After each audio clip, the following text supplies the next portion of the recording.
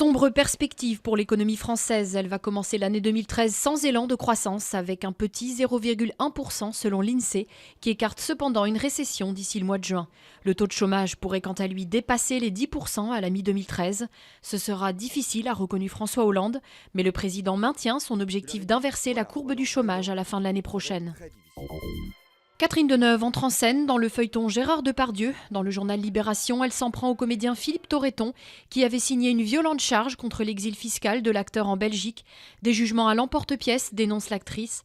Elle estime également que le mot minable prononcé par Jean-Marc Ayrault dans cette affaire n'est pas digne d'un homme d'État. L'ONU autorise le déploiement d'une force internationale au Mali, mais c'est un feu vert prudent.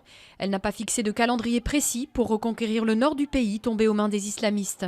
Reconstruire l'armée malienne ébranlée par un coup d'État prendra des mois et il faudra sans doute attendre l'automne 2013 pour une offensive libératrice, prévient l'ONU, dont la résolution appelle Bamako à organiser d'abord des élections. En ce 21 décembre 2012, notre planète est toujours là. La prophétie des Mayas, dont le calendrier prédisait la fin d'une ère de 5200 ans, ne signifiait donc pas la fin du monde. Leur prédiction, qui a été ultra médiatisée, est vécue avec humour. Mais elle aura tout de même suscité un peu d'angoisse. Des milliers de personnes ont contacté la NASA pour lui demander la conduite à tenir en cas d'apocalypse. Il fait danser la planète depuis des semaines. La vidéo de Gangnam Style et sa célèbre chorégraphie du cheval invisible est sur le point de dépasser les 1 milliard de vues sur YouTube.